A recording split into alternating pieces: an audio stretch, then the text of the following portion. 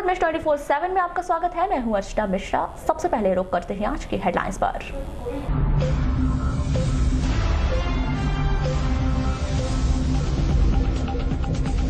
इनामी नक्सलियों को मार गिराने वाले 17 पुलिसकर्मियों को मिलेगा out of turn promotion, Madhya Pradesh शासन का फैसला। लांजी के तत्कालीन परियोजना अधिकारी और लिपिक पर निलंबन की गाज, मानदेय राशि आहरण में अनियमितता का मामला। विधायक निधि खर्च करने में बालाघाट विधायक ने दिखाई जमकर दिलेरी, तो अन्य विधायक दिखा रहे कंजूसी। ट्रांसपोर्टरों पर छाई मंदी, प्रधानमंत्री को लिखा टैक्स कम करने के लिए पत्र। विश्वविद्यालय ने छात्र संघ चुनाव से किया किनारा, चुनाव के लिए जारी नहीं हुआ कोई कार्यक्रम। वारासिवनी में 26 वर्षीय महिला की संदिग्ध परिस्थिति में मौत, पुलिस ने शुरू की जांच। और अब खबरें विस्तार से। रानी दुर्गावती विश्वविद्यालय के द्वारा एक बार फिर छात्र संघ चुनाव को लेकर किनारा किया जा रहा है। इस बात का खुलासा शिक्षण सत्र शुरू होने के 2 महीने बीत जाने के बाद भी छात्र संघ की तारीख तय नहीं होने के बाद हो रहा है। आपको बता दें कि लगातार विश्वविद्यालय के द्वारा छात्र संघ चुनाव पर रुचि नहीं दिखाई जा रही, जिस कारण इस शिक्षण सत्र में भी छात्र संघ चुनाव एक बार फिर संदेह के घेरे में आ गए हैं।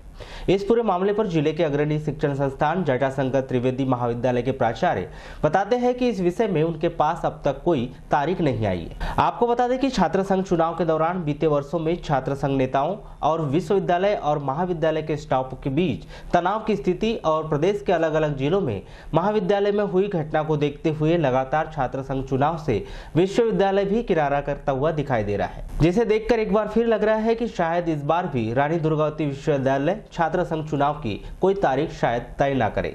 जिले के भीतर जरूरत के मुताबिक खाद्यान्न का वितरण नहीं किया जा रहा है। नतीजा, सैकड़ों लोगों को आवंटन की कमी के कारण खाद्यान्न नहीं मिल रहा है, जिस कारण लोगों को बहुत अधिक परेशानियों का सामना करना पड़ता है। बीते माह ही पूरे जिले भर में केरोसिन का आवंटन नहीं आया था। इस माह मांग के अनुरूप खाद्यान्न नहीं पहुंचा। इस कारण बहुत से राशन दुकानों से हितग्राहियों को राशन नहीं मिला। कलेक्टर दीपक आर्य बताते हैं कि जल्द ही इस विषय पर जानकारी ली जाएगी।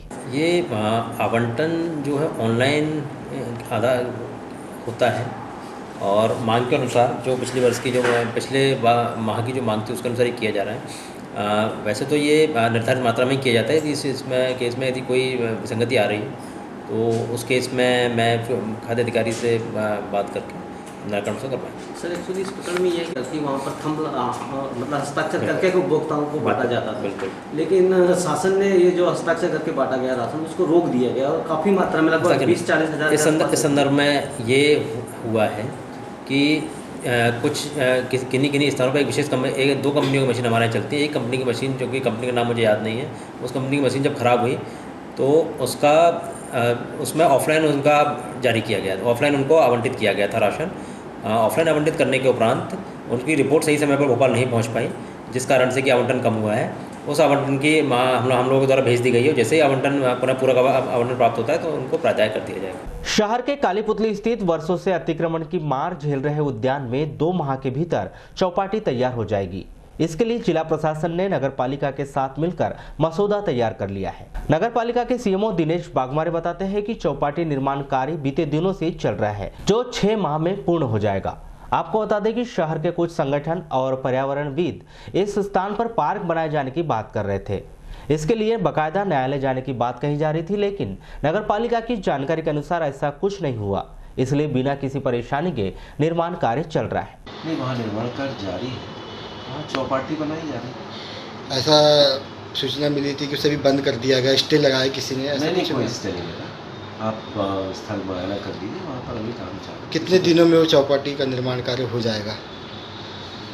काम तो चल ही रहा है और 45 दिन से 60 दिन के पीछे वो काम समाप्त हो जाएगा। सूत्रों से मिली जानकारी के अनुसार इस स्थान पर लगभग 28 छोटी दुकान निर्माण के अलावा बच्चों के लिए म्यूजिकल झूले लगाए जाने की जानकारी मिल रही है। शायद इसके लिए वर्तमान में इस स्थान पर लगे हरे भरे पेड़ों की बलि भी दिया जाना तय बना जा रहा है। देश में आई मंदी के बीच ट्रांसपोर्ट्स इन दिनों बहुत अधिक परेशान चल रहे हैं। 50% गाड़ियों को ही काम मिल रहा है, उस पर केंद्र सरकार के द्वारा अलग अलग तरह के टैक्स में बढ़ोतरी से ट्रांसपोर्टर बहुत अधिक परेशान चल रहे हैं। इसलिए बाकायदा उन्होंने प्रधानमंत्री नरेंद्र मोदी को पत्र लिखकर अपनी मांग रखी है, जिससे उनका व्यापार चल सके। प्रदेश के अन्य जिलों की तरह इस जिले में भी ट्रांसपोर्टरों ने भी अपने संघ के माध्यम से प्रधानमंत्री नरेंद्र मोदी को पत्र लिखा है, जिसमें कमर्शियल वाहनों पर लगने वाले देश और प्रदेश का टैक्स कम किए जाने की मांग, कमर्शियल वाहनों के फाइनेंस बैंक व NBFC से छूट, थर्ड पार्टी बीमा पर लगने वाली GST हटाई जाए, पेट्रोल डीजल को GST में लाया जाए ताकि सभी प्रदेशों में एक जैसा भाव मिले, कमर्शियल वाहनों और टायरों को अलग अलग श्रेणी में रखा जाए, GST 28% कम की जाए, कमर्शियल वाहनों की उम्र 15 वर्ष की जाए, टोल टैक्स बंद कर टोल पर व्यवस्था लागू की जाए, देश में परिवहन चेक पोस्ट बंद किए जाए। इसके साथ अन्य मांग रखी गई है। ट्रांसपोर्ट एसोसिएशन बालाघाट के जनरल सेक्रेटरी गुरुदयाल सिंह भाटिया बताते हैं कि मंदी से उबरने के लिए उनके द्वारा लगातार प्रयास किया जा रहा है, लेकिन सरकार है कि उनकी मांगे पूरी नहीं कर रही। उसमें मांग ये लिखा गया है कि एक मंदे का बहुत खराब दौर चल रहा है इस देश में, खासकर ट्रक वालों के ऊपर। जो हमारे जो ट्रक एसोसिएशन के जो बड़े पदाधिकारी, उन्होंने ये पत्र लिखा है कि हमको कम से कम रोड टैक्स या फुल टैक्स किसी में एक छूट दी जाए। बीमा की जो पहले प्रीमियम चलता था उसको कम किया जाए। बहुत ज़्यादा कर दिया उन्होंने, 50,000 रुपये लगभग एक गाड़ी को प्रीमियम लगने लगा, नई गाड़ी को, और पुरानी गाड़ी को 40,000 रुपये। पहले जबकि 12,000, 14,000, 17,000 रुपये में ऐसा बीमा होता था। तो हमने उनमें लिखा है कि भाई या तो हमको इसमें राहत दी जाए उसमें, और इवन जो किस्त वाले हैं जिनको किस्त, उनको ये बोला गया है कि कम से कम 2 से 4-5 किस्त हमको छूट दी जाए, क्योंकि मंदे का दौर है, ट्रक चल नहीं रहे हैं और जहाँ जाते हैं ट्रक वो खड़े हो जाते हैं। सर, मगर अभी देखा गया कि अधिकांश ट्रकें भी ट्रांसपोर्ट बंद की कगार में हैं और ट्रकें भी नहीं चल रहे हैं, क्या वजह मानते हैं आप इसका? बताया ना, मंदे का दौर है, माल निकल नहीं रहा है। जहाँ ट्रक जाता है उसको वापसी जहाँ चाहिए वो मिलती नहीं, खड़े हो जाती है। हम भी परेशान रहते हैं, यहाँ ट्रक आके खड़े रहते हैं, फ़ोन लगाते रहो, उनके लायक माल निकल। मेन वजह क्या मानते हैं आप, क्या टैक्स बढ़ना या? उसके तो कई कारण है। एक तो GST कारण था, चलो GST को तो वो निपटा रहे जैसा भी है, मगर वो अभी देखने में ये आया एक्चुअली भाई ये चल रहा है अमेरिका और चाइना के बीच में एक ट्रेड वार चल रहा है बहुत ज़बरदस्त। चाइना ने अपने युआन की कीमत भी कम की है अमेरिका से लड़ने के लिए, चूँकि अमेरिका काफ़ी पावरफुल है, चाहे इकोनॉमिक बोल लो, चाहे रणनीतिक क्षेत्र में बोल लो, वो बहुत ताकतवर देश है। तो उसके सामने किसी को टिकने के लिए बहुत लगता है। चाइना भले ही कितना ही बड़ा देश हो, मगर वो भी अभी अपनी मंदी से परेशान है। अभी अपने युआन की कीमत कम किया है, तो वो भी एक मंदी के दौर में पूरा देश फंस। गुरुदयाल सिंह भाटिया बताते हैं कि इस मंदी के दौर में उनके द्वारा एसोसिएशन की तरफ से एक निर्णय लिया गया है कि नए वाहन नहीं खरीदे जाए, जिस कारण आगामी दिनों में ट्रांसपोर्ट उद्योग के साथ साथ ऑटो पार्ट्स उद्योग में भी मंदी आ सकती है। रणनीति में ये हुआ है कि अभी 6 महीने हम कोई नया ट्रक नहीं लेंगे। जो भी बड़े ट्रांसपोर्टर, उनसे ये बात हुई है कि कोई भी मोटर मालिक जितना ट्रक चल रहा है उन्हीं को चलाएं और एक्स्ट्रा ट्रक नहीं लेंगे, ना एक्स्ट्रा बस वालों से भी मेरी कुछ चर्चा हुई थी। उन्होंने भी कहा है कि अभी हम कोशिश करेंगे कि 6 महीने हम कुछ भी ना उठाएं। इससे क्या होगा कि जो है हमारे पास वो एक रनिंग में चलते रहेंगे, उनकी किस्त बढ़ते रहेगी, तो उससे आदमी जी जाएगा। यानी अभी नए ट्रक, नए बस, नई जो वाहन है उसको लेने की क्षमता लोगों में कम हो रही है और लगभग उन्होंने डिसाइड किया कि अभी नया हम कुछ भी नहीं लेंगे। अभी ऑटो सेक्टर देखेगी, उसके लिए क्या है, अगर ऑटो सेक्टर में नहीं उठेंगे तो उनको तकलीफ है, और तकलीफ नहीं होना चाहिए। देश में सभी चलता रहेगा तो सभी को रोजगार मिलेगा। अभी लाखों लोग छटनी के कगार पे पहुंच गए। मध्य प्रदेश शासन के द्वारा अन्य जिलों की तरह बालाघाट जिले के भी सभी 6 विधानसभा के विधायकों को विधायक निधि की पहली किस्त 58 लाख रुपए जारी कर दी गई। इस निधि को खर्च करने में बालाघाट विधायक ने बहुत अधिक दिलेरी दिखाई तो वाराणसी विधायक बहुत ही कंजूसी दिखा रहे हैं। चलिए पूरी खबर पर गौर फरमाते हैं। यूं तो मध्य प्रदेश शासन के द्वारा प्रत्येक विधायकों को 2 करोड़ रुपए विधायक निधि प्रति वर्ष दी जाती है। पूर्व तक यह राशि एकमुश्त जारी कर दी जाती थी, लेकिन बजट के अभाव में शासन ने इस बार पहली किस्त के रूप में 58 लाख रुपए जारी किए हैं, जिसमें बालाघाट विधायक गौरीशंकर बिसेन ने आज दिनांक तक 44,73,000 रुपए के काम स्वीकृत करवा लिए हैं। तो वहीं वाराणसी विधायक और प्रदेश शासन में खनिज संसाधन मंत्री प्रदीप जायसवाल ने आज दिनांक तक 1 रुपए का भी काम स्वीकृत नहीं करवाया है। हालांकि जिला योजना शाखा के अधिकारी बताते हैं कि सभी विधायकों के द्वारा दर्जनों काम प्रस्ताव के लिए भेजे गए हैं, लेकिन पूर्णतः त्रुटि रहित होने के बाद ही काम को तकनीकी स्वीकृति दी जाती है और राशि का आवंटन किया जाता है। चलिए बात करें बालाघाट जिले के सभी 6 विधानसभा क्षेत्र और उनके विधायकों के द्वारा खर्च की गई विधायक निधि की।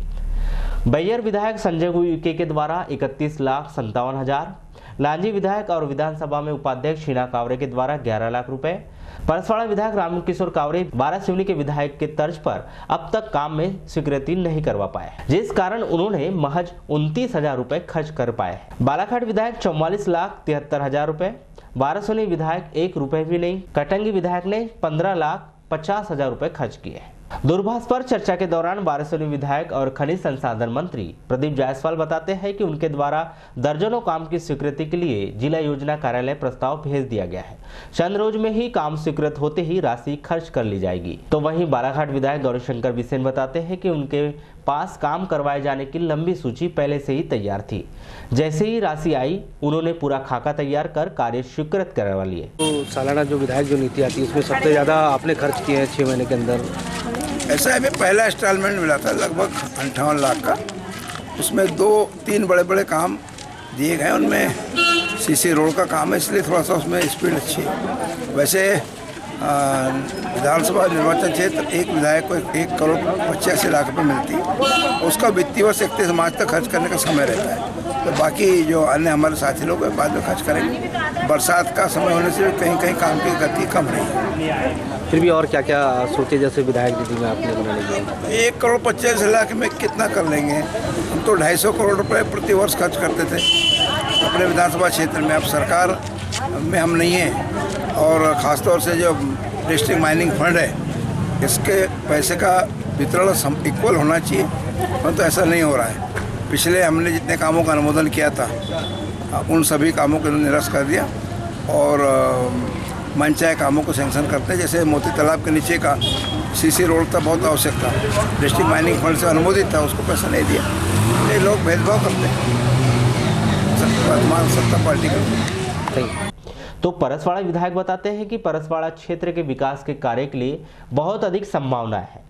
क्षेत्र बहुत अधिक पिछड़ा हुआ है।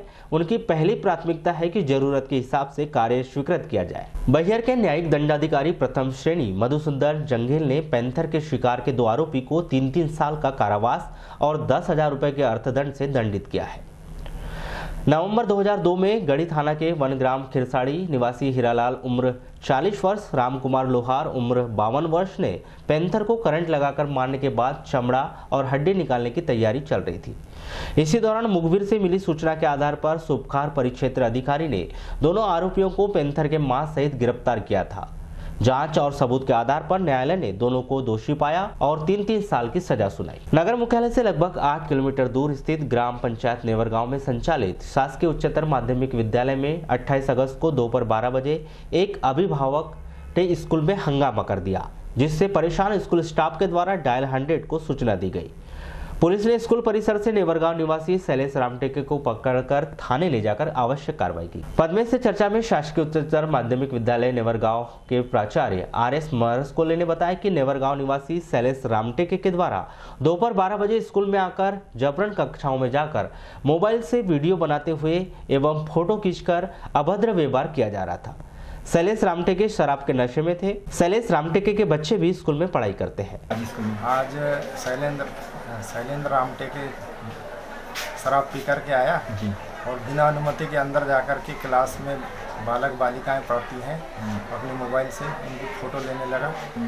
शिक्षक के द्वारा मना करने पर वो उनके साथ अभद्र बातें करने लगा। फिर कार्यालय में आकर के कहता है इस तरह क्या अव्यवस्था है, और स्वयं पिया हालत में था।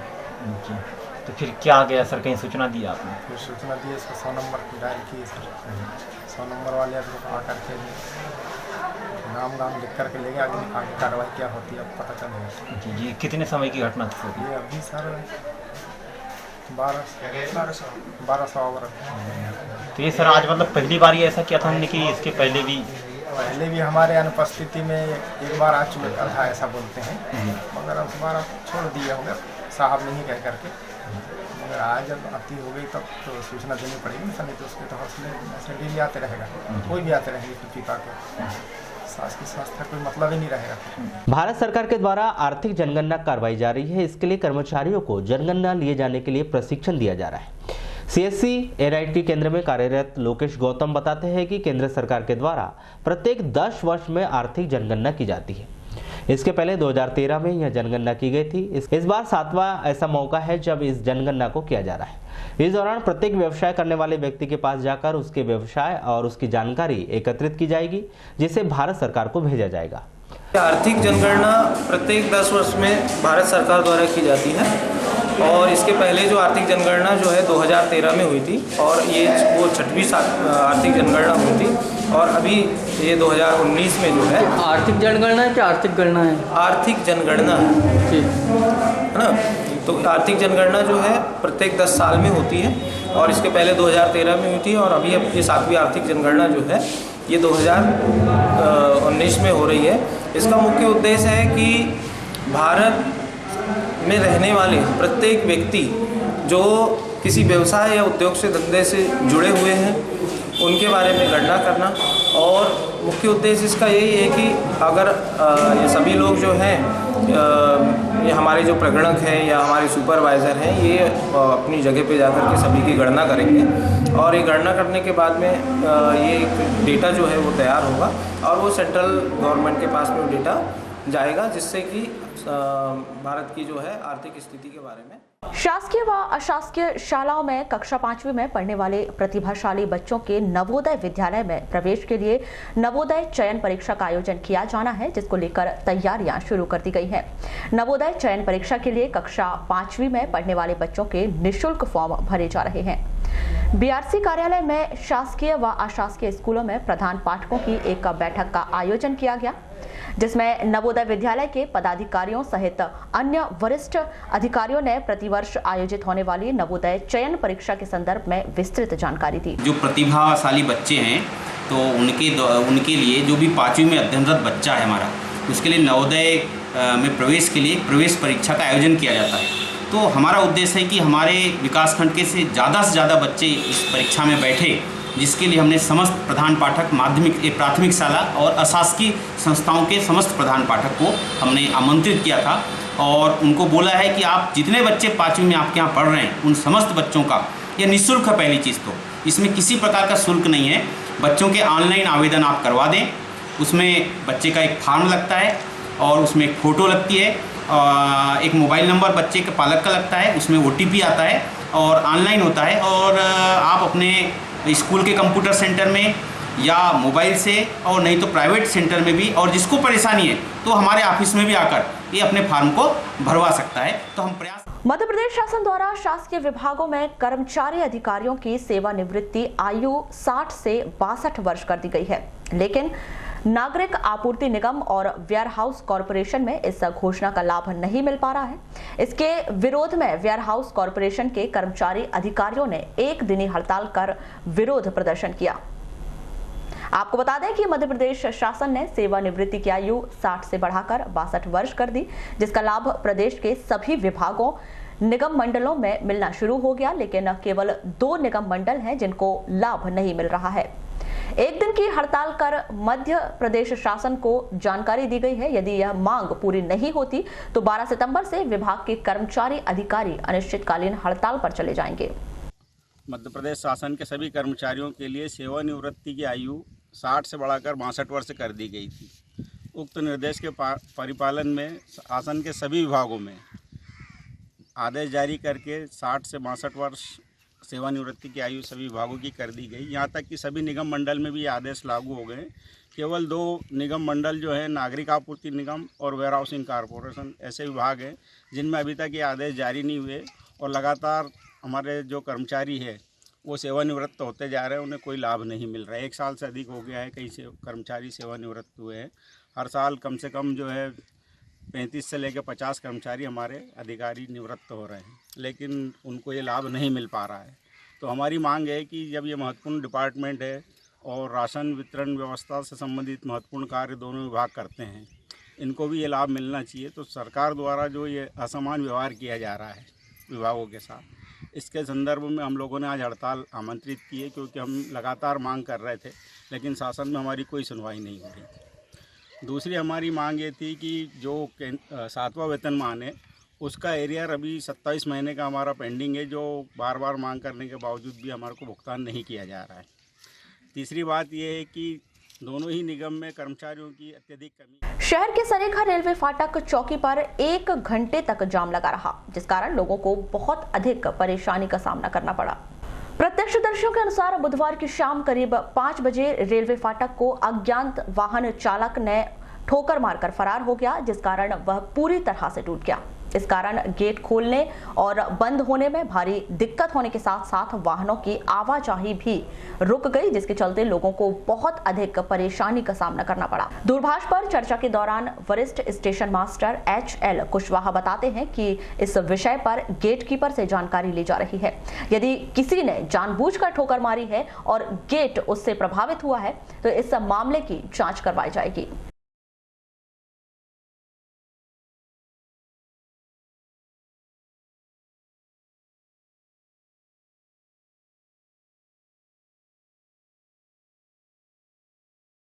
शासकीय स्कूलों में बीते कई वर्षों से अतिथि शिक्षक के रूप में कार्यरत शिक्षकों ने मध्य प्रदेश शासन के नाम जिला प्रशासन को ज्ञापन सौंपा। अतिथि संघ के अध्यक्ष राकेश गौतम बताते हैं कि मध्य प्रदेश सरकार ने नियमित करने का वादा किया था, जो आज दिनांक तक पूरा नहीं किया गया। यही मांग पत्र जिला प्रशासन के माध्यम से मुख्यमंत्री को भेजा जा रहा है। बाइट राकेश गौतम, अध्यक्ष अतिथि संघ। हमारा मामला काफ़ी लंबित है। पिछले 10 वर्षों से हम बीजेपी के शासन कार्य से लेकर के आज तक हम लोग शोषित हो रहे हैं और बीजेपी ने भी कई अनेकों बार जो है ज्ञापन हम लोग दिए उनको, लेकिन हमारी मांगों तक आज तक पूरा नहीं किए हैं उन्होंने।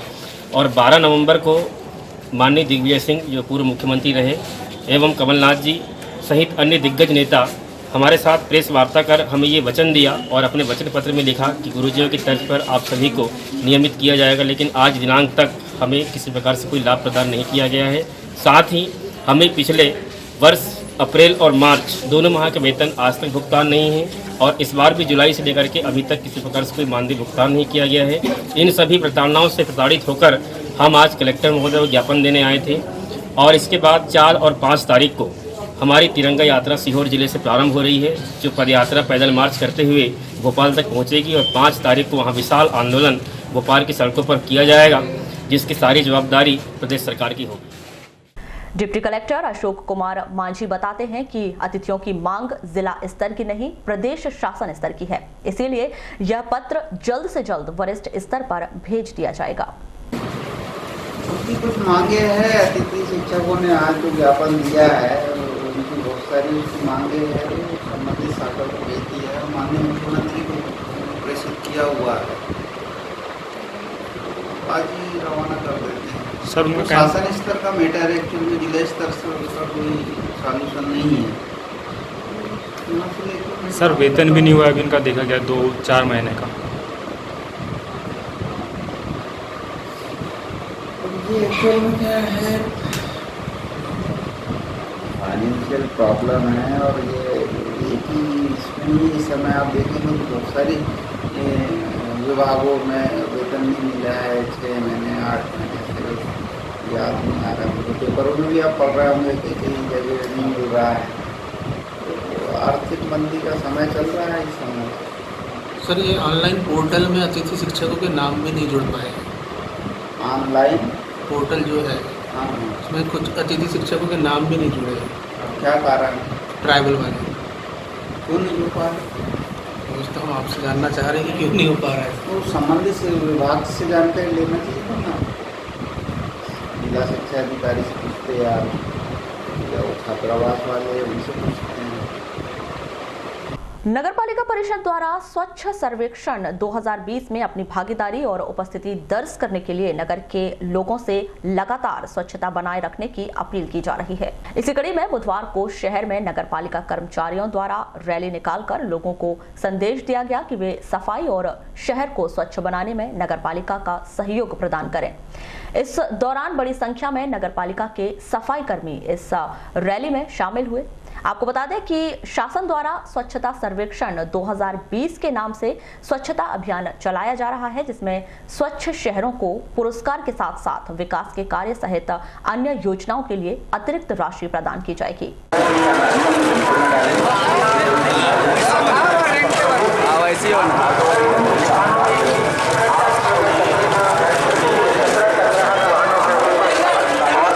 ये जैसे अभी देश में स्वच्छ भारत मिशन 2020 चालू हो चुका है, तो एक जागरूकता रैली हमने निकाला है हमारे कर्मचारियों सभी समस्त ड्राइवरों के साथ में कि सभी नगरवासी स्वच्छता लीग जो चालू हुआ स्वच्छ भारत मिशन में नगर पालिका का सपोर्ट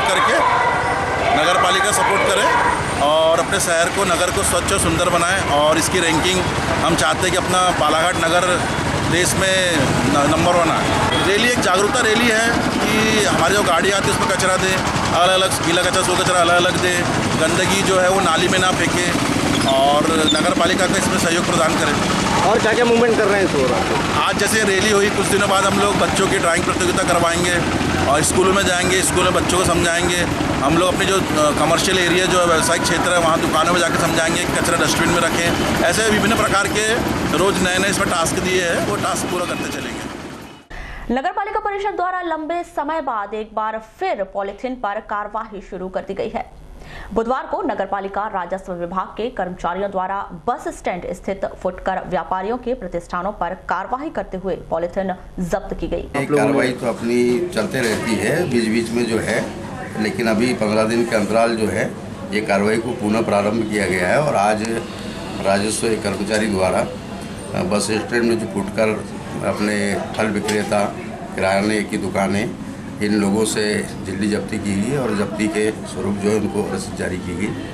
क्यों ये तो पूर्णतः प्रतिबंध हो गया, उसके बावजूद भी पन्ने लगने से समझाइश भी दी गई हमारे द्वारा कि आप शासन के आदेश का पालन करें और अन्यथा दोबारा आपके द्वारा इस टाइप के कृत्य किए जाते तो कठोर कार्रवाई आपके विरुद्ध की जाएगी, ये समझाइश दी गई। कितनी पन्नियाँ पकड़ी गई है और कब तक चलेगा अभियान? आज 1 किलो झिल्ली जो है वजन में भिन्न भिन्न दुकानदारों से जो है हमारे द्वारा जब्त की गई। क्या कार्रवाई की गई उन पर आज? कार्रवाई के तहत उन पर दंड स्वरूप जो है 200 रुपये प्रति व्यक्ति के हिसाब से जो है रसीद उनकी जारी की गई।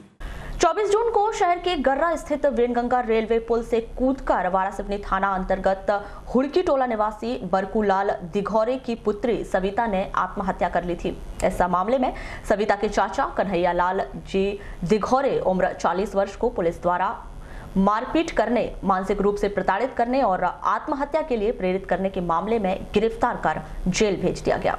आपको बता दें कि रेलवे पुल से कूदकर सविता ने आत्महत्या कर ली थी। उसके पहले सविता का उसके चाचा कन्हैया लाल के साथ लगातार विवाद चल रहा था। पुलिस द्वारा सविता के परिजनों से पूछताछ की गई, जिसमें इस बात का खुलासा हुआ कि 15 जून 2019 की रात को सविता के चाचा कन्हैया लाल द्वारा उसके साथ मारपीट की गई थी। 16 जून को सविता द्वारा वारासिवनी थाने में कन्हैया लाल के विरुद्ध रिपोर्ट दर्ज करवाई गई थी, जिस पर 23 जून को कन्हैया लाल द्वारा सविता को धमकी दी गई थी कि वह रिपोर्ट वापस ले ले। इस बात से आहत होकर सविता ने 24 जून को रेलवे पुल से कूदकर आत्महत्या कर ली। पुलिस द्वारा हत्या के लिए प्रेरित किए जाने के आरोप में आरोपी कन्हैया लाल को गिरफ्तार कर जेल भेज दिया है। ये दिनांक 24/6/19 की बात है, करीब 1:30 बजे के समथिंग एक लड़की सविता पिता बारकूलाल उम्र 18 साल निवासी वारासिवनी की रहने वाली थी। वो यहाँ पर मजदूरी करने आती थी और उस दिन करीब दिन में 1:30 बजे के समथिंग जो वेनगंगा रेलवे पुल है वहाँ से कूदकर उसने आत्महत्या कर ली थी। इस संबंध में मर्ग कायम करके जांच में लिया गया था। जांच के दौरान उसके जो चाचा हैं ऐसा सामने आया कि उसके चाचा ने उसको जान से मारने की धमकी और उसको प्रोवोकेट किया, तो इस कारण से उसने आत्महत्या की है। क्या इसमें गिरफ्तारी हुई? हाँ, उसको आज नाम को गिरफ्तार करके उसके बाद जेल भेजा। समाजसेवी संगठन बिरसा ब्रिगेड द्वारा कटंगी के राजा भोज महाविद्यालय कटंगी के आदिवासी समाज के छात्र छात्राओं ने सहायक आयुक्त आदिम जाति कल्याण विभाग को छात्रवृत्ति पोर्टल एवं आवास योजना के पोर्टल में हो रही समस्याओं से संबंधित लिखित रूप से अवगत कराया। छात्रों ने बताया कि यह समस्या महाविद्यालय के सभी आदिवासी समाज के बच्चों के साथ में हो रही है और किसी भी वर्ग के छात्र छात्राओं के साथ यह समस्या नहीं हो रही है, जो सिर्फ आदिवासी समाज के बच्चों के साथ ही क्यों हो रही है। सत्र 2018-19 के आदिवासी समाज के छात्र छात्राओं को अभी तक आवास योजना की राशि आवंटित नहीं हुई है। यह क्यों नहीं हुई, इसकी जानकारी छात्र छात्राओं के पोर्टल की समस्या बताई जा रही है। पहले महाविद्यालय का क्षेत्र शहरी पोर्टल में दिखा रहा था, लेकिन अब ग्रामीण पोर्टल में दिखाई दे रहा है। इस समस्या के कारण छात्र छात्राओं को आवास योजना की राशि अभी तक नहीं मिल पाई है। यह विभागीय गलती का खामियाजा आज ये छात्र छात्राएं भुगत रहे हैं जो आर्थिक रूप से कमजोर हैं। जनपद पंचायत बालाघाट में 28 अगस्त को सामान्य सभा की बैठक आहूत की गई थी, लेकिन इस बैठक में जनपद सीईओ शिखा भलावी नहीं पहुंची, जिस पर अध्यक्ष और जनपद सदस्य बहुत अधिक नाराज हुए। नाराज जनपद सदस्यों ने घोषणा कर दी कि 4 सितंबर को दोबारा बैठक रखी गई है। इस बैठक में यदि वे नहीं पहुंचती तो अध्यक्ष और सभी जनपद सदस्य इस्तीफा देकर धरना प्रदर्शन करेंगे। आज हमारी सामान्य प्रशासन की बैठक आहूत की गई थी, जिसमें मुख्य कार्यपालन अधिकारी जनपद पंचायत बालाघाट द्वारा सब सदस्यों को सूचना दी गई। 28 तारीख को 12 बजे से आपकी बैठक आहूत की गई है, परंतु जब हम यहाँ 12 बजे से यहाँ पर सभी सदस्य लोग यहाँ पहुँचे तो हमारे जनपद पंचायत के मुख्य कार्यपालन अधिकारी शिखा भलावी वो अनुपस्थित रही। और बाद में जब पूछने पर जानकारी लगी कि उन्होंने फारूक जी जब पंचायत इंस्पेक्टर जब आए, उन्होंने बताया कि वो तबीयत खराब है का बहाना मार करके और वो चले गई हैं, मतलब आई नहीं है। तो हमारा ये कहना है कि जनपद पंचायत बालाघाट में जब हम सामान्य प्रशासन की बैठक ले रहे हैं और इसमें हमारे सचिव सीईओ का नहीं होना, ये दुर्भाग्य की बात है। दूसरी बात ये कि हमारे जनपद पंचायत बालाघाट में निर्माण संबंधित विभिन्न फाइलें जो कई दिन से पड़ी हुई हैं, परफॉर्मेंस ग्रांट की राशि जो जनपद सदस्यों ने अपने अपने संबंधित सरपंचों को दिया है, जिनका कार्य पूर्ण हो चुका है और उनकी राशि भी अभी तक के यहाँ से जारी नहीं हुई है। ऐसी स्थिति में जनपद पंचायत बालाघाट का क्या होगा।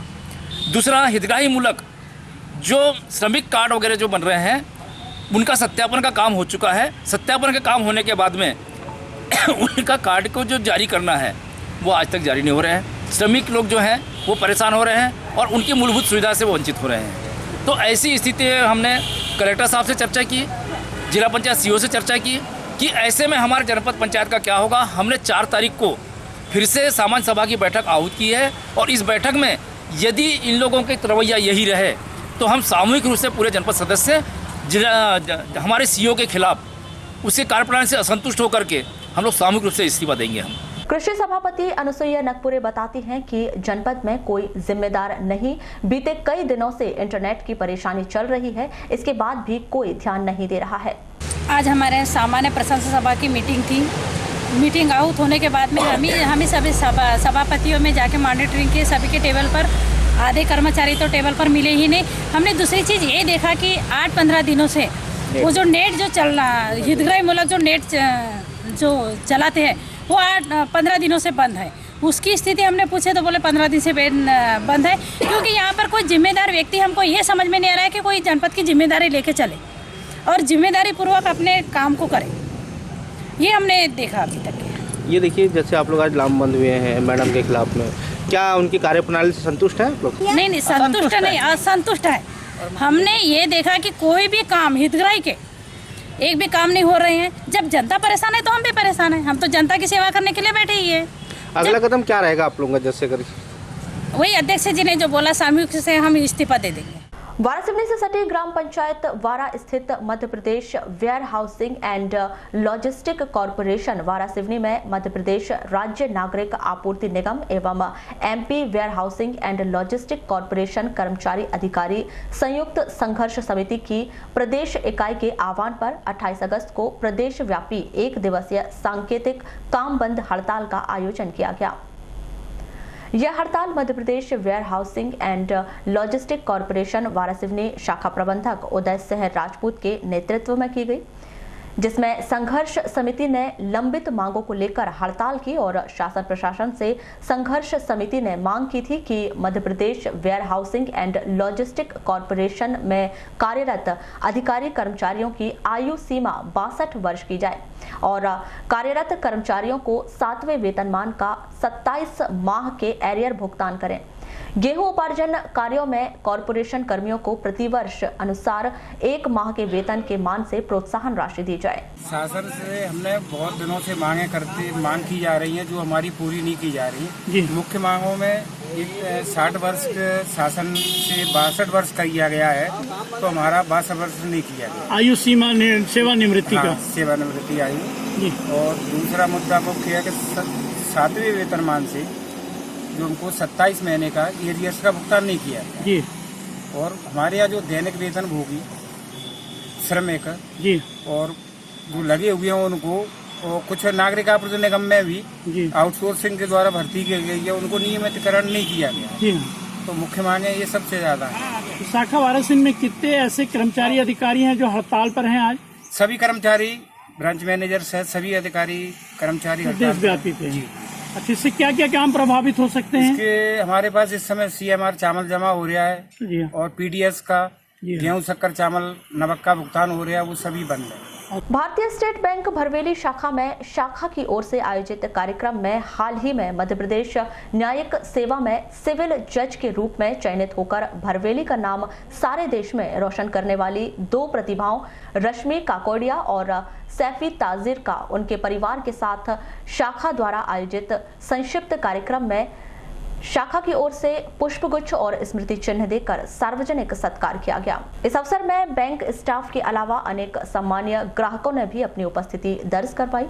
सामान्य परिवारों से ताल्लुक रखने वाली दोनों छात्राओं ने नागपुर से लॉ में ग्रेजुएशन करने के बाद कड़ी मेहनत से क्लेट की परीक्षा में सफलता अर्जित की और सिविल जज के रूप में चयनित होकर देश में अपने छोटे से गाँव का नाम भी रोशन किया। इस अवसर पर अपने संक्षिप्त उद्बोधन में उन्होंने विद्यार्थियों विशेषकर छात्राओं से कड़ी मेहनत करने की बात की और माँ बाप को भी उन्हें समुचित सहयोग करने कहा। उन्होंने कहा कि कड़ी मेहनत और दृढ़ विश्वास से ही सफलता के लक्ष्य पाना संभव होता है। अदम्य साहस का परिचय देकर 14-14 लाख के इनामी 2 कुख्यात नक्सलियों को मार गिराने वाली हॉक फोर्स की टीम में शामिल 17 पुलिस कर्मियों को क्रम से पूर्व पदोन्नति आउट ऑफ टर्न प्रमोशन दी गई है। मुख्यमंत्री कमलनाथ ने गत 15 अगस्त को आयोजित हुए स्वतंत्रता दिवस समारोह में इन पुलिस कर्मचारियों की बहादुरी की सराहना करते हुए इन्हें आउट ऑफ टर्न प्रमोशन देने की घोषणा की थी। मुख्यमंत्री की घोषणा के परिपालन में पुलिस महानिदेशक विजय कुमार सिंह ने क्रम पूर्व पदोन्नति के आदेश जारी कर दिए हैं। उन्होंने पदोन्नत सभी पुलिस कर्मियों को बधाई दी है। साथ ही कहा है कि इससे अन्य पुलिस कर्मचारियों को भी प्रेरणा मिलेगी। श्री सिंह की पहल पर लंबे समय बाद साहसिक कार्यों के लिए पुलिस कर्मचारियों को आउट ऑफ टर्न प्रमोशन मिला है। आपको बता दें कि मध्य प्रदेश पुलिस के हॉक फोर्स द्वारा सूझबूझ एवं साहस का परिचय देकर गत 9 जुलाई की दरमियानी रात बालाघाट जिले के ग्राम नेवरवाही के पुजारी टोला में हुई मुठभेड़ के दौरान 14-14 लाख के इनामी 2 कुख्यात नक्सलियों को मार गिराया गया था। इन नक्सलियों पर मध्य प्रदेश द्वारा 3-3 लाख, छत्तीसगढ़ द्वारा 5-5 लाख एवं महाराष्ट्र द्वारा 6-6 लाख रुपए का इनाम घोषित था। मारे गए दोनों नक्सली टांड्या एरिया कमेटी के सक्रिय सदस्य थे। इनके द्वारा छत्तीसगढ़, महाराष्ट्र एवं प्रदेश के बालाघाट जिले में नक्सल गतिविधियां संचालित की जा रही थी। इन नक्सलियों से आधुनिक हथियार भी पुलिस ने बरामद किए थे। मारे गए नक्सली युवक की शिनाख्त अशोक उर्फ मंगेश के रूप में हुई थी, जो छत्तीसगढ़ के राजनांदगांव के ग्राम कुर्रेझर का निवासी था। वह टांड्या एरिया कमेटी का मेंबर था। मुठभेड़ में मारी गई महिला नक्सली की पहचान नंदे के रूप में हुई थी, जो छत्तीसगढ़ के बस्तर क्षेत्र की निवासी थी। महिला नक्सली भी टांड्या एरिया कमेटी की सक्रिय सदस्य थी। जिन 17 पुलिस कर्मचारियों को आउट ऑफ टर्न प्रमोशन मिला है, उनमें एक उप निरीक्षक को निरीक्षक, 3 प्रधान आरक्षकों को सहायक उप निरीक्षक एवं 13 आरक्षकों को प्रधान आरक्षक के पदों पर पदोन्नति मिली है। ये सभी बहादुर पुलिस कर्मचारी बालाघाट जिले के देवरवेली कैंप हॉक फोर्स में पदस्थ हैं। शहर के वार्ड नंबर 30 रामदेव बाबा मंदिर से चोरी करने के प्रयास में एक आरोपी को कोतवाली पुलिस द्वारा गिरफ्तार कर जेल भेज दिया गया है। प्राप्त जानकारी के अनुसार आरोपी सुखचरण उम्र 50 वर्ष निवासी लालबर्रा में 27 अगस्त की रात्रि 9 बजे मंदिर के भीतर चोरी करने के उद्देश्य से प्रवेश किया था, जिसकी तस्वीर सीसीटीवी कैमरे में आ गई। पुलिस ने जांच के बाद गिरफ्तार कर उसे जेल भेज दिया।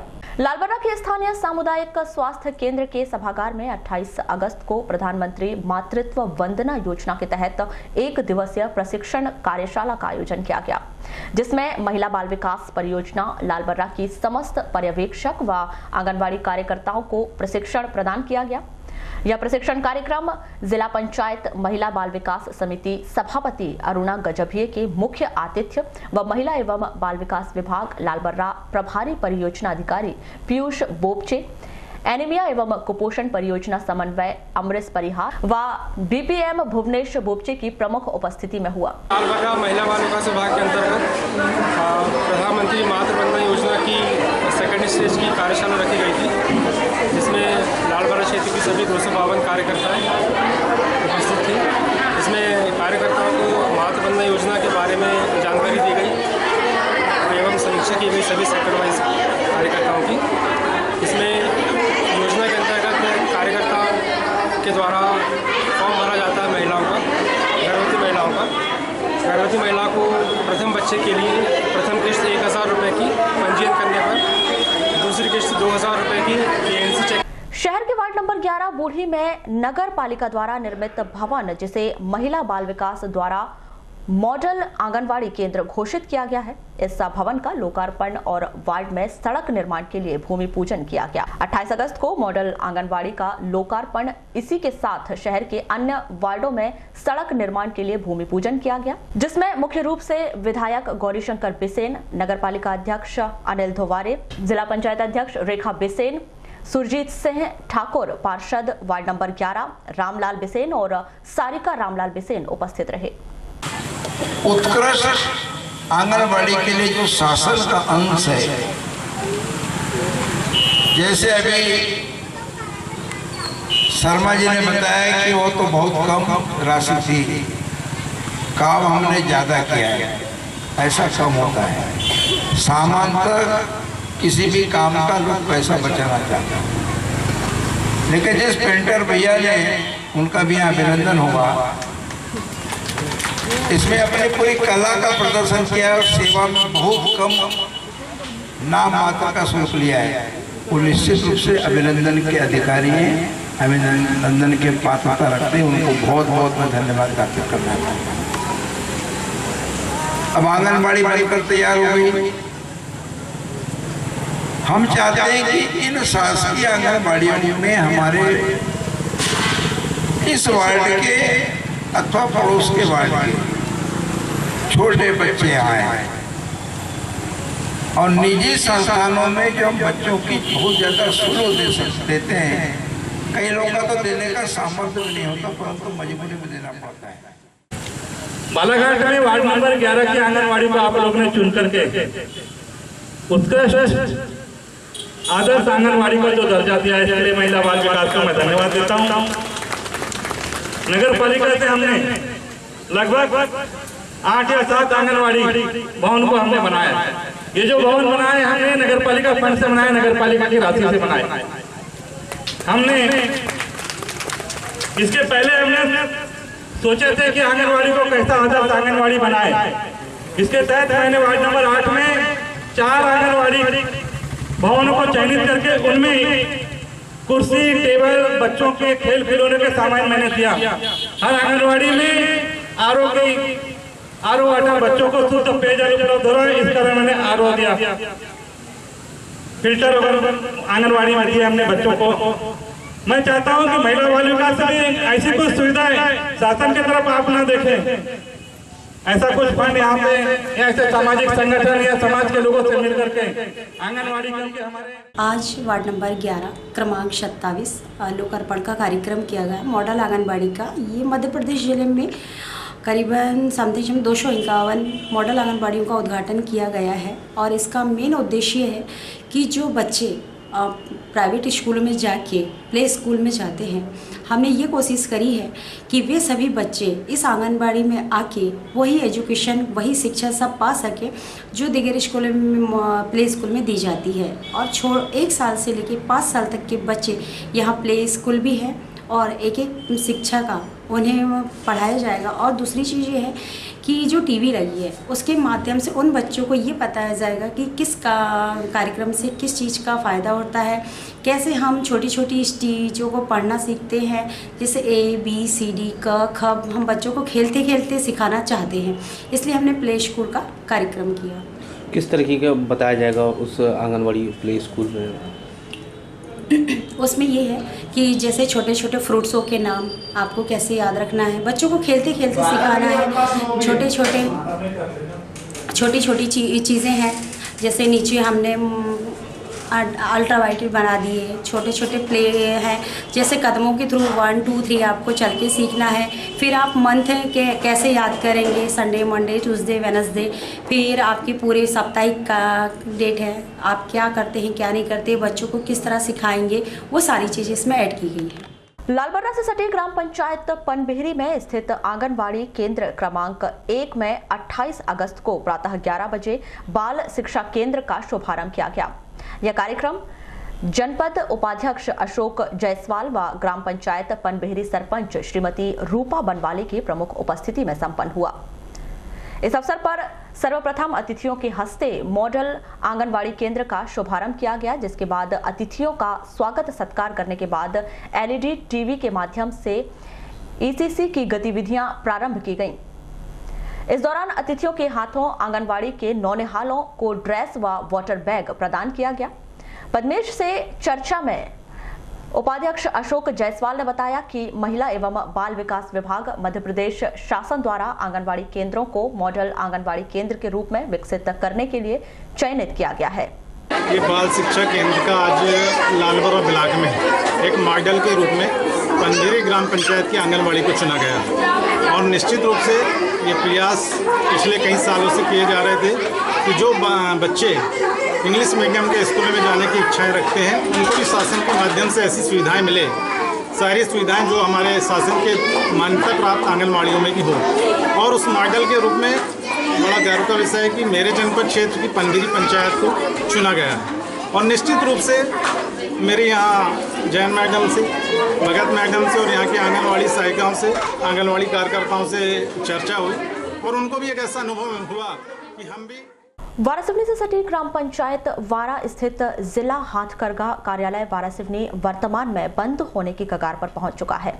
गत दिनों पूर्व उक्त कार्यालय में पदस्थ जिम्मेदार अधिकारियों का स्थानांतरण कर दिया गया। साथ ही उक्त कार्यालय के द्वारा चल रहे स्व सहायता समूह को भी विगत 3 माह से मजदूरी नहीं दी गई है। आपको बता दें कि शासन प्रशासन द्वारा हाथकरघा के क्षेत्र में क्रांति लाने के लिए विभिन्न प्रकार के प्रयास व योजनाएं संचालित की जा रही हैं। वहीं दूसरी तरफ वारासिवनी स्थित जिला हाथकरघा कार्यालय को 2 चपरासी और 1 बाबू के जिम्मे कर दिया गया है, जिससे ऐसा लग रहा है कि प्रशासन द्वारा कार्यालय को बंद करने की कवायद प्रारंभ कर दी गई है। हाँ, अभी शासन ने 5 जुलाई 2019 को जिला हाथकरघा कार्यालय से 3 वरिष्ठ अधिकारी कर्मचारियों के स्थानांतरण अलग अलग जगह पे कर दिए हैं। श्री हेड़ाऊ जी का संसर कर दिया है, मेरा मंडला और एक हमारे साथी अकाउंटेंट है उनका अनूपपुर कर दिया गया। अब कोई ऑफिस में सिर्फ 2 चपरासी और 1 बाबू हैं और इतना बड़ा पूरा फील्ड है जो वारासिवनी टसर और मलबरी सिल्क के उत्पादन के लिए जाना जाता है। ऐसी स्थिति में 250 लगभग बुनकर परिवारों का रोजगार की समस्या उनके समक्ष उत्पन्न हो गई है और उनका जीवन अंधकार में हो गया है। साथ ही इससे जुड़े हुए रंगाई कार्य से जुड़े हुए लोग भी बेरोजगार हो रहे हैं और हमारे धागा बनाने वाले लोग भी बेरोजगार हो जाएंगे। नहीं, ये इनको कोई तकनीकी नॉलेज नहीं है, कोई जानकारी नहीं है, तो चलाया जाना संभव नहीं है इनके द्वारा। नहीं, यहाँ किसी को भेजा भी नहीं है, यहाँ से ट्रांसफ़र कर दिए गए, लेकिन उनकी जगह पे किसी तकनीकी अधिकारी या कर्मचारी को जो भी शासन द्वारा भेजा नहीं गया, ऐसी स्थिति में पूरा फील्ड बंद होने की स्थिति में और 100 साल का पुराना हाथकरघा उद्योग प्रायः बंद होने की कगार। मध्य प्रदेश में और देश के अंदर वारासिवनी के हाथकरघा कारीगरी का अपना एक इतिहास रहा है, जिसके लिए आज भी दूर दराज से लोग यहाँ के बुनकरों द्वारा बनाए गए कपड़ों के लिए नाम से आते हैं। किंतु प्रशासन द्वारा की जा रही इस प्रकार की व्यवस्था प्रश्न चिन्ह खड़ी कर रही है। सर की हस्तशिल्प विकास निगम का हम उत्पादन कर रहे हैं अभी, और वहाँ जुलाई से लेकर अभी तक पैसा मिला नहीं है, जिसको बुनकर को पेमेंट करने के लिए हमें ब्याजी पैसा लेना पड़ रहा है। ऐसी स्थिति में हमें उत्पादन कार्य बंद करना पड़ेगा, ये हमारे साथ में स्थिति बनी हुई है। तो आपने उत्पादन काम बंद करेंगे सर तो बुनकर तराई हो जाएगा और पलायन हो जाएगा यहाँ से। मेरे पास में तो 15 बुनकर है सर, और मैं अकेला ही हूँ जो स्व सहायता समूह चलाता हूँ, और इनको मैं यहाँ से धागा लेके काम देता हूँ और काम के बदले वेजेस देता हूँ, मगर इनको हर हफ्ते मेरे को पेमेंट करना पड़ता है, जिसकी मेरे को बाहर मार्केट से व्यवस्था करना पड़ता है ब्याजी पैसे। ऐसा क्यों? अब ये तो ऑफिशियली बताएंगे सर कि क्यों है। एमडी साहब बोलते कि हमने फाइल को अप्रूवल कर दिया, वो वहाँ के बाबू बोलते कि हमारे पास फाइल नहीं दिख रही है। ये स्थिति कैसी है मेरे समझ में नहीं आ रहा है।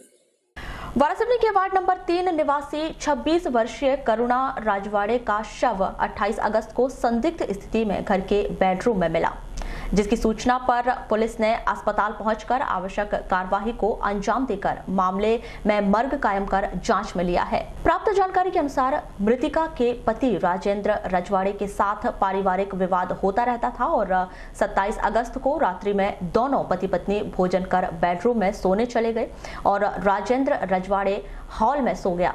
जो सुबह उठा तो देखा कि बेडरूम का दरवाजा बंद था। रूम में प्रवेश किया तो उसकी पत्नी करुणा रजवाड़े बेड पर बेसुध पड़ी थी, जिसे तत्काल सिविल अस्पताल वारासिवनी में लाया गया, जहां डॉक्टरों के द्वारा करुणा को मृत घोषित कर दिया गया। ये दामाद का सुबह फोन आया कि अंदर से दरवाजा बंद है, चाचा आप जल्दी आओ। मैं गया कि दोनों दरवाजा तोड़े, फिर वो नातन रोने लगी, बाहर थी खड़ी, तो मैं उसको संभालने में रहा। फिर उसने अंदर से बताया कि चाचा बोले तो बिस्तर में बेहोश पड़ी हुई है। अच्छा, फांसी लगाई थी या बेहोश पड़ी हुई थी? वो मैंने देखा नहीं, क्योंकि मेरे को 5 मिनट इधर ही लग गया नातन को संभालने, 5-7 मिनट। आपको क्या लगता है कैसे हुई होगी इसकी मौत? अब वो तो मैं बता नहीं सकता। वारासिवनी से एक तहरीर के जरिए सूचना मिली कि करुणा रजवाड़े पत्नी राजेंद्र रजवाड़े निवासी वार्ड नंबर 3 वारासिवनी बेहोशी की अमृत अवस्था में अस्पताल लाई गई, जहाँ की सबका पंचनामा कार्रवाई की गई। अभी तक की जाँच से मृत्यु का स्पष्ट है, अज्ञात कारणों से मृत्यु होना प्रतीत होती है। आगे जांच में कार्रवाई। परिवार वालों का कहना है कि उन्हें बेहोशी हालत में बिस्तर पर मिली। उनके पिताजी कहना है तो उनकी लड़की करुणा कमरे के अंदर बेहोशी की हालत में मिली है। वारासिवनी के कमला नेहरू माध्यमिक शाला भवन में 28 अगस्त को महिला बाल विकास द्वारा किशोरी बालिका दिवस कार्यक्रम का आयोजन किया गया। स्कूल की किशोरी बालिकाओं को स्वास्थ्य विभाग के अमले के द्वारा स्वास्थ्य संबंधी जानकारी दी गई, जिसके पश्चात बालिकाओं के खून की जांच की गई, जिसमें जिन बालिकाओं में खून की कमी पाई गई उन्हें स्वास्थ्य जांच के लिए अस्पताल रेफर किया गया, जहां और जिन बालिकाओं में खून की मात्रा सामान्य व अच्छी पाई गई उन्हें गिफ्ट देकर पुरस्कृत किया गया। कार्यक्रम ये था कि जो किशोरी बालिका हैं और उनका जब ये भी टेस्ट कराते हैं तो बहुत कम मात्रा में उनको एचबी मतलब मिलता है, जैसे 6 ग्राम 7 ग्राम 9 ग्राम, तो ये एनीमिक कहलाती हैं। तो वो एनीमिक दूर करने के लिए एनीमिया ना हो, कमज़ोर ना रहें, कुपोषित ना हो, इसलिए उस संबंध में हमने ये कार्यशाला रखा था और उसमें सारे आयरन कहाँ से मिलेगा, कैसे स्वस्थ होंगे, ये खाने पीने के जितने खाद्य पदार्थ है उस संबंध में जानकारी दी, ताकि निकट भविष्य में वो कुपोषित ना हो। वारासिवनी स्थित रेत कार्यालय में 28 अगस्त को रेत ठेकेदार और ट्रैक्टर संचालकों की बैठक का आयोजन किया गया। यह बैठक संजय सिंह कछवाहा रेत ठेकेदार, मिश्रीलाल कटरे ट्रैक्टर एसोसिएशन अध्यक्ष की उपस्थिति में प्रारंभ हुई, जिसमें आधा सैकड़ा से भी अधिक ट्रैक्टर संचालकों की उपस्थिति में सर्वसम्मति से अनेक निर्णय लिए गए, जिसमें प्रदेश के खनन मंत्री प्रदीप जायसवाल से क्षेत्र के अनेक लोगों ने रेत के दामों में कमी करवाने के लिए गुहार लगाई थी। जिसके बाद श्री जायसवाल ने ट्रैक्टर संचालकों एवं रेत ठेकेदारों की एक बैठक बुलवाई थी, जिसमें मंत्री जायसवाल ने शीघ्र ही रेत के दाम कम करने के निर्देश भी दिए, जिस पर रेत ठेकेदार संजय सिंह कछवाहा एवं ट्रैक्टर संचालकों के बीच बैठक के बाद रेत के दामों में गिरावट आ गई है। पद्मेश से चर्चा में ट्रैक्टर एसोसिएशन के अध्यक्ष मिश्रीलाल कटरे ने बताया कि नगरपालिका क्षेत्र के रहवासियों को 2700 से 3000 रुपए तक प्रति ट्रॉली मिलने वाली रेत अब 2000 रुपए ट्रॉली में मिलेगी। बिल्कुल खुशी महसूस कर रहे हैं, बहुत अच्छा निर्णय है ये। हमारे को जो सहयोग मिला संजय भैया से ये भी बहुत सराहनीय है। रॉयल्टी भी कम कर दी है उनने 700 रुपये, और जो मतलब मार्केट में और जो जनहित में लोगों को जो 2000 रुपये में रेट मिलेगी, लोगों का भी फायदा है उससे। हम लोग काफ़ी दिनों से देख रहे हैं कि बालाघाट जिले में रेत के बारे में काफ़ी ज़्यादा शिकायतें प्राप्त होती है। लोगों को लगता है कि बालाघाट जिले में रेत ज़्यादा रेट में मिल रही है, मिल नहीं पा रही है। वारासिवनी में भी तमाम जनप्रतिनिधि हमारे यहाँ मध्य प्रदेश शासन के कैबिनेट मंत्री श्री प्रदीप जायसवाल जी, उन लोगों ने भी अभी 10 दिन पहले हम लोग का मीटिंग बुलाया, रेत ठेकेदारों को भी बुलाया, रेत ट्रैक्टर वालों को भी बुलाया।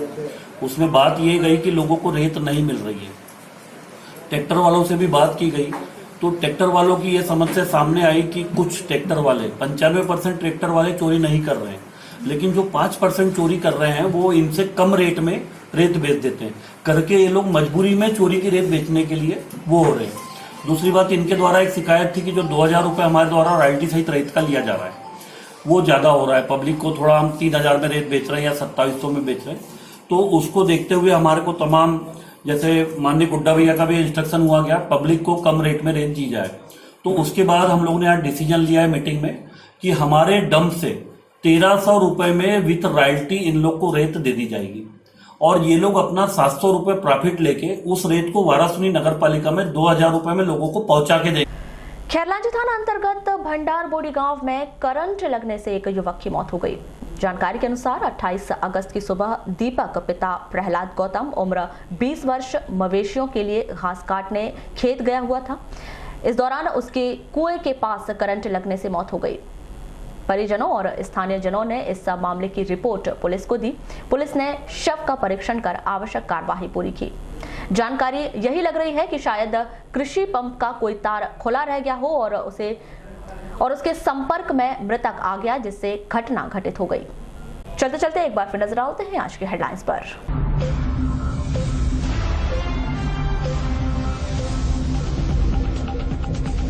इनामी नक्सलियों को मार गिराने वाले 17 पुलिसकर्मियों को मिलेगा out of turn promotion, Madhya Pradesh शासन का फैसला। लांजी के तत्कालीन परियोजना अधिकारी और लिपिक पर निलंबन की गाज, मानदेय राशि आहरण में अनियमितता का मामला। विधायक निधि खर्च करने में बालाघाट विधायक ने दिखाई जमकर दिलेरी, तो अन्य विधायक दिखा रहे कंजूसी। ट्रांसपोर्टरों पर छाई मंदी, प्रधानमंत्री को लिखा टैक्स कम करने के लिए पत्र।